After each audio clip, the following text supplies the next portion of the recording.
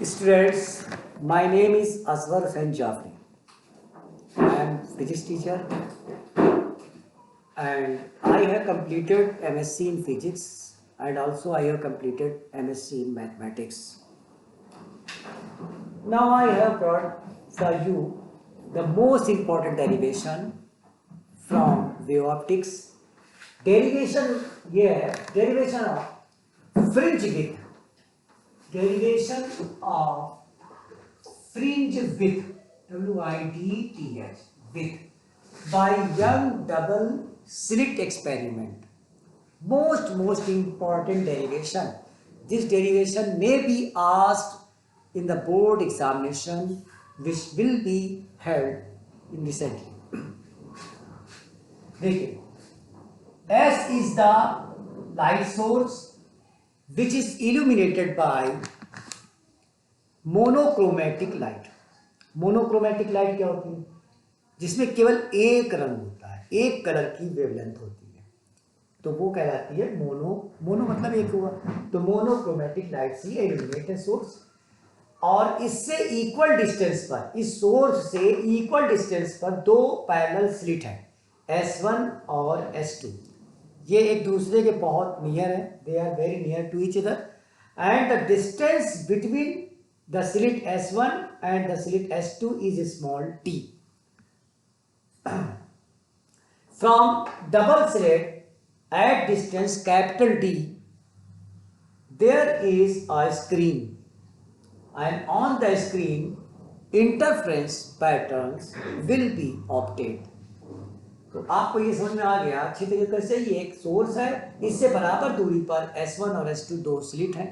Slit मतलब रेखा छिद्र, और इस स्लिट से कैपिटल डबल स्लिट से कैपिटल डी डिस्टेंस पर एक स्क्रीन है, ठीक. और इस स्क्रीन पर हमको इंटरफ्रेंस को हिंदी में कहते हैं व्यतिकरण, इंटरफ्रेंस पैटर्न यानी प्रतिरूप प्राप्त होता है, यानी ऑब्टेन होता है. तो आप समझ जाओगे.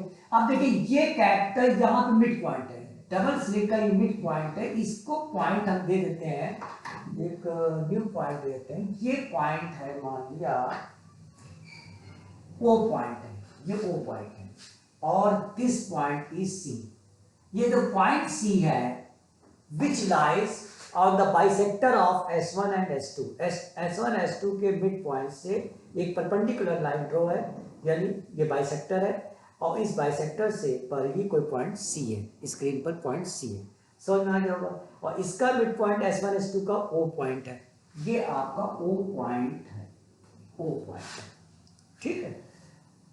तो समझ में आ गया होगा कि पूरा डायग्राम क्या है. अब आप देखिए, S यानी सोर्स S से, पॉइंट सोर्स है जो इल्यूमिनेट बाई मोनोक्रोमेटिक लाइट है. तो यहां से वेव जब चलती S1 पर पहुंचती है और S2 पर पहुंचती है, तो उनका पाथ इक्वल होता है, यानी उनका रास्ता जो है इक्वल होता है. देखिए, पाथ जब इक्वल होगा, S से S1 पर रीच करेंगी वेव, S से S2 पे जब रीच करेंगी वेव, जब पाथ इक्वल होगा तो उनका पाथ डिफरेंस कितना होगा? 0. उनका पाथ डिफरेंस कितना होगा भाई? 0. पाथ डिफरेंस 0 होगा. जब पाथ डिफरेंस 0 होगा तो फेज डिफरेंस कितना होगा? ये आपका फेज डिफरेंस है, फेज डिफरेंस है, फेज डिफरेंस. तो phase difference 2 pi upon lambda delta x. जब ये 0 है तो पूरा फेज डिफरेंस 0. जब फेज डिफरेंस 0 है तो इसका मतलब S से चलने वाली जो वेव है वो S1 और S2 पर सेम फेज पे मिलती है, और जब सेम फेज में मिलेंगी तो ये वेव फ्रंट को बिहेव करेगा.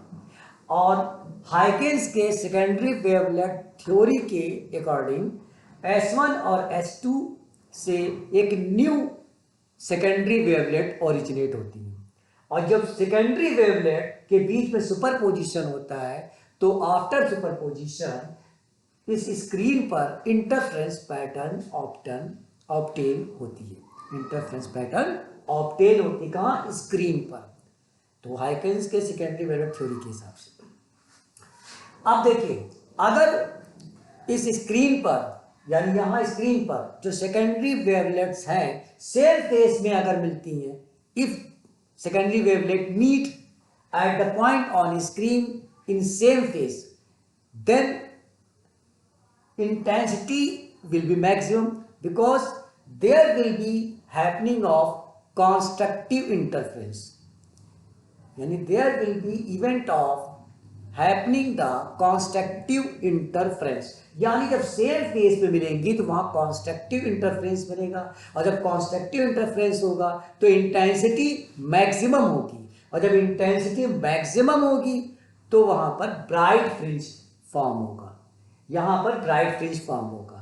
जब सेम फेज से मिलेंगी तो ब्राइट फ्रिंज फॉर्म होगा। क्यों फॉर्म होगा? क्योंकि वहां पर कॉन्स्ट्रक्टिव इंटरफ्रेंस की इवेंट हैपनिंग हो रही है, और कॉन्स्ट्रक्टिव इंटरफ्रेंस से क्या होता है, इंटेंसिटी मैक्सिमम होगी तो ब्राइट फ्रिंज तो बनेगा। अच्छा, अब आइए, अगर यही सी पॉइंट पी पर सेकेंडरी वेवलेट अपोजिट फेज में मीट करती हैं, तो अपोजिट फेज में जब मीट करेंगी तो इंटरफ्रेंस उनका डिस्ट्रक्टिव होगा, यहाँ पे डिस्ट्रक्टिव इंटरफ्रेंस की इवेंट हैपनिंग होगी और इंटेंसिटी मिनिमम होगा। अगर एम्पलीट्यूड दोनों का इक्वल है यानी सेकेंडरी वेवलेट का, तो इंटेंसिटी जीरो हो जाएगी। समझ में आया आपको? तो यहाँ पर जब डिस्ट्रक्टिव इंटरफ्रेंस हैपनिंग होगी तो पॉइंट पी पर डार्क फ्रिंज फॉर्म होगी। तो हमको जो है फ्रिंज विथ फॉर्म करना है, यानी ब्राइट फ्रिंज की कितनी विथ है और डार्क फ्रिंज की कितनी विथ है ये बताएंगे अभी आपको, और दोनों की विथ इक्वल होती है, दोनों की विथ इक्वल होती है फ्रिंज विथ, ये ध्यान रखिएगा। तो इक्वल विथ वाली जो है अल्टरनेटली फॉर्म होती है, तो इस अल्टरनेटली ब्राइट डार्क ऐसे फॉर्म होती है। तो इस पूरे फॉर्म को क्या कहते हैं, इस पूरे पैटर्न को कहते हैं इंटरफ्रेंस पैटर्न कहते हैं, जो स्क्रीन पर ऑफ करते हैं। तो आप समझ गए होंगे यहाँ पर। तो हम अब यहाँ पे देखिए, S1 से चलने वाली वेव क्या है, S1p, इनका पाथ कितना है, S1p। S2 से जो सेकेंडरी वेवलेट चल रही है उसका पाथ क्या है, S2p। तो इनका पाथ डिफरेंस कितना हुआ, S2a, पाथ डिफरेंस कितना हुआ, S2a। अब देखिए पाथ डिफरेंस आपका S2a क्यों है, क्योंकि देखिए ये एंगल बहुत स्मॉल है, S1p S2 is very small. जब एंगल बहुत स्मॉल होता है, अलग से लिखिए आप, ये एंगल बहुत स्मॉल है, तो अगर यहाँ पे परपेंडिकुलर ड्रॉ कर देंगे तो ये ऑलमोस्ट इक्वल होती है, ये दोनों लाइन क्या होती है, ऑलमोस्ट इक्वल होती है। तो ये इतना आपका पाथ डिफरेंस हो जाएगा, इतना क्या हो जाएगा, पाथ डिफरेंस हो जाएगा।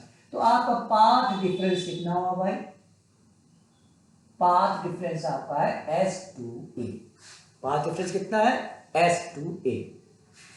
अब आप देखिए by geometry angle S2 S1a, angle S2 S1a is equal to angle PCO, sorry POC, angle POC। अब इसको हम क्या कह देते हैं, थीटा कहते हैं, इससे मान लेते हैं इसको थीटा, ठीक। By geometry, by geometry, geometry से ये दोनों एंगल इक्वल होंगे। समझ में आई बात की? ये थीटा है तो ये भी आपका थीटा होगा। अब आप आइए ट्राइंगल ले लेते हैं S1a S2 में, in triangle S1a S2 sine theta is equal to perpendicular upon base, तो थीटा के सामने परपेंडिकुलर होगा, तो ये S2a अपॉन बेस क्या है, S1 S2, S1 S2, S2a is path difference, जिसको हम डेल्टा से डिनोट कर रहे हैं, डेल्टा x दिखा देते हैं, डेल्टा x से डिनोट कर रहे हैं पाथ डिफरेंस। और आपका ये क्या है, S1 S2 क्या है आपका, S1 S2 आपका स्मॉल d है, जो डिस्टेंस है बिटवीन टू स्लिट, दो स्लिट है इनके बीच के डिस्टेंस स्मॉल d है, तो ये तो थीटा हो गया। अब हम जानते हैं कि theta since very very small, तो in case of very very small of theta, तो it can be written theta और it can also be written tan theta, यानी if theta is very very small, very very small, then इसी sine theta की जगह पर हम क्या ले सकते हैं, थीटा लिख सकते हैं, इसी को हम tan थीटा लिख सकते हैं, ठीक है, जब थीटा बहुत स्मॉल होता है तो साइन थीटा एक तरह से थीटा हुआ, और जब थीटा है तो इसकी जगह tan थीटा लिखना चाहे, कॉस लिखना चाहे तो हमने tan थीटा लिख दिया, ठीक है, because theta is very small. अब आइए इन ट्राइंगल, तो ये आपका आ गया इक्वेशन, मान लिया फर्स्ट ले लीजिए। अब आइए in triangle PCO, tan theta is equal to perpendicular यानी YN, बेस कितना है कैपिटल D, तो देखिए sine theta is equal to tan theta, यानी हम कह सकते हैं कि इक्वेशन 2 है। तो from first and second delta x, ये जो कि पाथ डिफरेंस है, upon d is equal to YN upon capital D, तो इसका मतलब ये हुआ कि YN is equal to delta x into capital D upon small d, this is the position of nth either bright fringe और dark fringe, यानी at the point P पर या तो nth ब्राइट फ्रिंज बनेगा या तो डार्क फ्रिंज बनेगा। अब ये डिपेंड करता है कि जो सेकेंडरी वेवलेट हैं वो सेम फेस से मीट करती हैं या वो अपोजिट फेस में। अगर सेम फेस में मीट करेंगी तो कॉन्स्ट्रक्टिव इंटरफ्रेंस की इवेंट हैपनिंग होगी, वहां पर ब्राइट फ्रिंज फॉर्म हो जाएगा। अगर अपोजिट फेस में मीट करेंगी तो वहां डिस्ट्रक्टिव इंटरफ्रेंस की हैपनिंग होगी, इस इवेंट की हैपनिंग होगी, और वहां पर डार्क फ्रिंज फॉर्म होगा। चलिए अब आप यहां तक नोट कर लीजिए आपने, तो ये आपका पाथ। अब पाथ डिफरेंस जैसा होगा वैसे या तो ये ब्राइट होगा या तो ये डार्क फ्रिंज की पोजीशन होगी। तो इतना नोट कर लीजिए आप लोग, नोट कर लिया, बोलिए नोट कर लिया। इसको हम रफ कर देते हैं, इसको हम रफ कर देते हैं।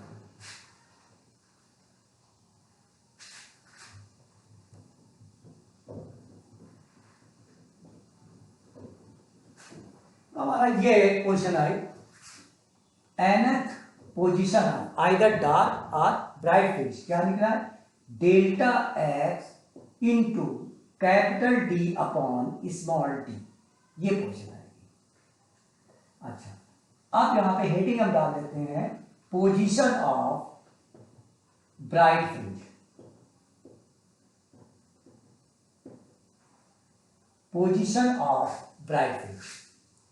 अगर ब्राइट फ्रिंज है तो यहां पर पाथ डिफरेंस कैसा होना चाहिए, path difference should be 0, lambda, 2 lambda, 3 lambda and so on. In general we can say n lambda where n is equal to 0, 1, 2, 3। ये पाथ डिफरेंस की कंडीशन है।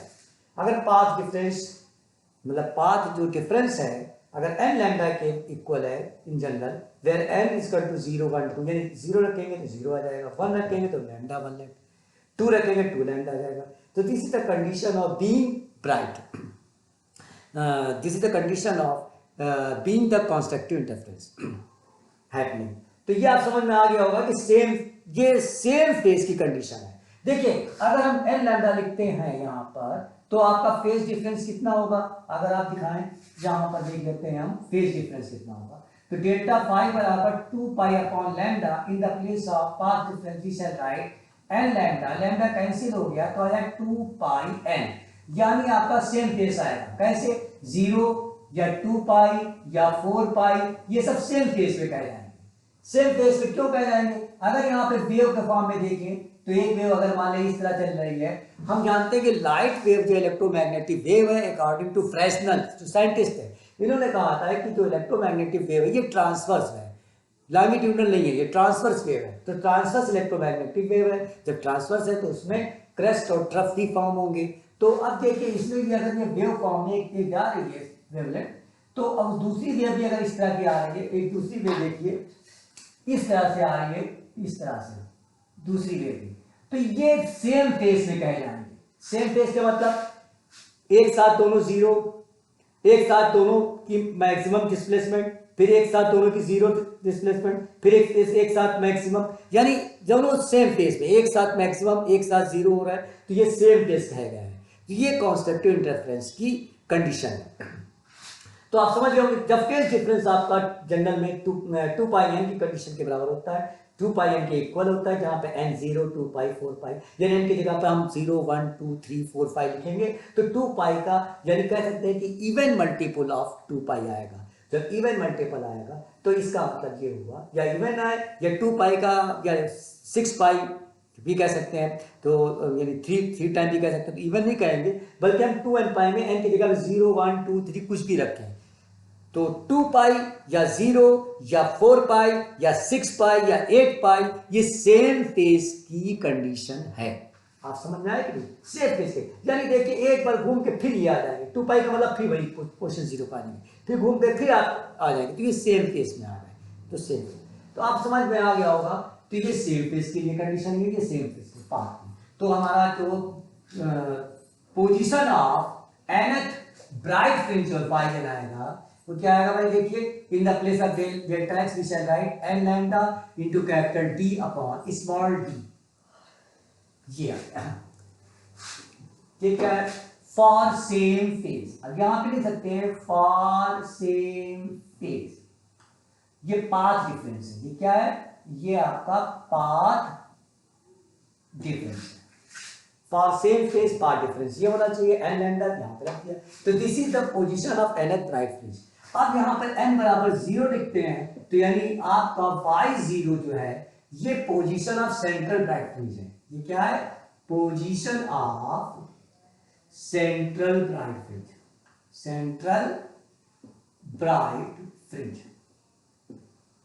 ये पोजीशन ऑफ सेंट्रल ब्राइट, और n की जगह टू 1 लिख देंगे, तो n की जगह पर 1 रखने पर इस तरह से 2 3 से, तो आपका first bright fringe, position of first bright fringe, position of second bright fringe, position of third bright fringe obtain होगी।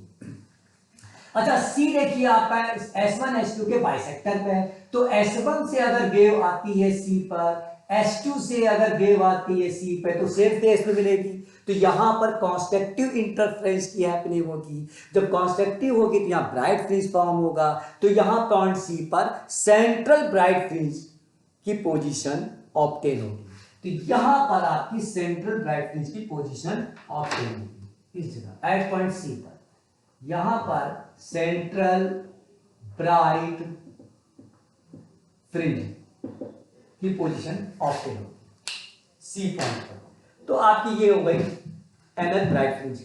अब हेडिंग डालते हैं, आपको इतना नोट कर लिया, बोलिए इतना नोट कर लिया, हो गया, रफ करें, ठीक। तो अब देखिए हम बताते हैं आपको position of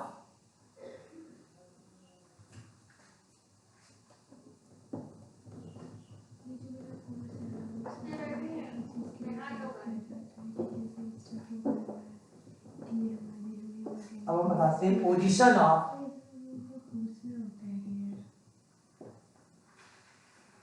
dark fringe, position of dark fringe. देखिए फॉर डिस्ट्रक्टिव इंटरफेरेंस कंडीशन क्या है, पाथ डिफरेंस, फॉर डिस्ट्रक्टिव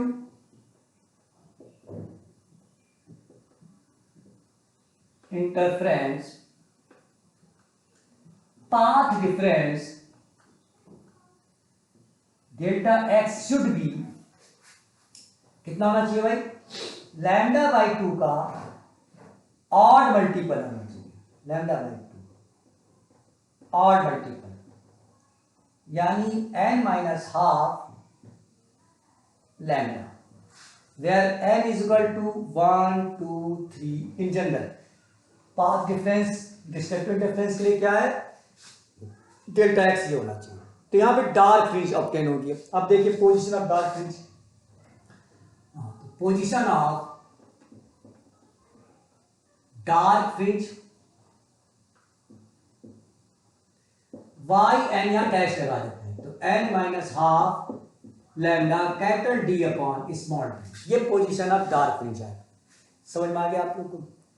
तो ये पोजीशन ऑफ, अब यहां पे n इज इक्वल टू 1 जब रखते हैं तो at n is equal to 1 first position of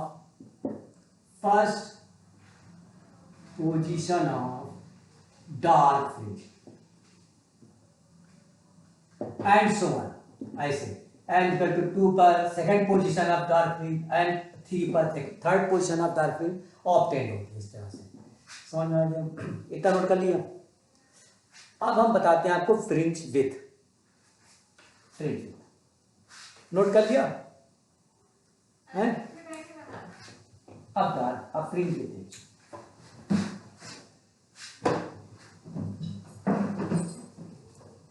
fringe with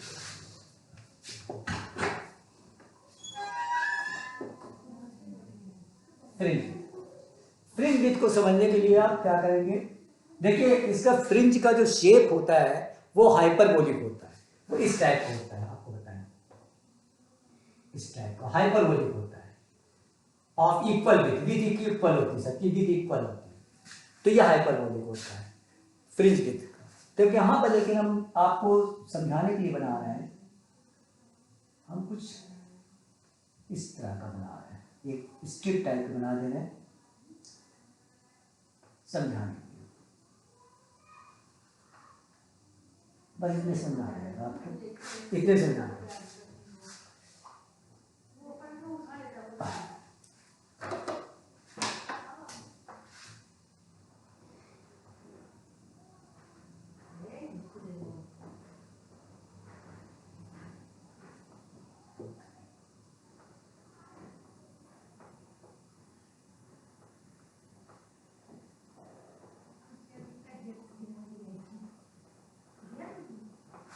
ये आपका हो गया। देखिए ये आपका डार्क फ्रिंज है, ये आपका डार्क फ्रिंज है, ये डार्क फ्रिंज है, और ये आपका ब्राइट फ्रिंज है, ये आपका ब्राइट फ्रिंज है, ये ब्राइट फ्रिंज। ये डार्क फ्रिंज है, ये आपका ब्राइट, ये डार्क, ये ब्राइट, ये डार्क, ये ब्राइट, ये डार्क, ये ब्राइट, अल्टरनेटली फॉर्म ऑब्टेन होते हैं।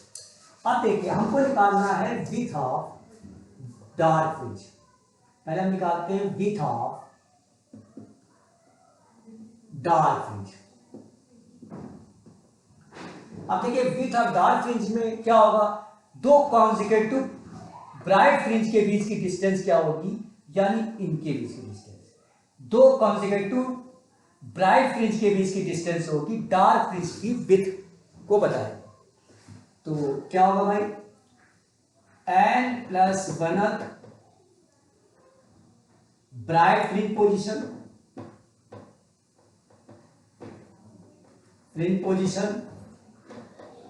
Minus nth bright fringe position. तो n+1 lambda capital D upon small d minus n lambda capital D upon small d। Lambda d upon small d may be taken as common, n+1 minus n will be cancelled, inside bracket it will remain only 1, it will equal to lambda d upon small d, which is the width, it also be denoted by beta, width of dark fringe, lambda d upon small d. Now I will tell you the width of bright fringe. Note कर लिया? Okay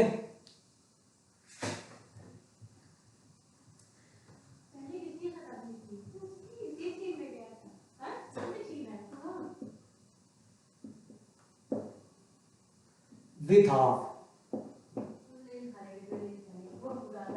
bright fringe, width of bright fringe. Width of bright fringe क्या होगा? देखिए bright fringe की अगर कितनी निकालनी है तो दो कॉन्जिक्यूटिव डार्क के बीच की डिस्टेंस होगी ब्राइट फ्रिंज। तो W is equal to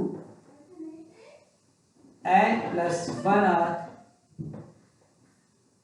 dark fringe position minus nth dark fringe position, n+1 minus half lambda n minus half lambda D था। क्या था हमारा? n minus half lambda D upon small D थी position of dark fringe की। तो आपका ये क्या आ गया भाई? n plus one minus half lambda D upon small D minus n minus half lambda D upon small D. Lambda D upon small D may be taken as common inside bracket n plus one minus half minus n, अगर बाहर minus है और हम bracket open करते हैं तो अंदर sign change होता है, प्लस हाफ, ये cancel and cancel, inside bracket will remain only one, it will be equal to lambda D upon small D. This is the fringe width of bright fringe. तो यानी it is clear that the width of either bright और dark is equal lambda D upon T. तो this is completed. Note कर लीजिए आप लोग, note.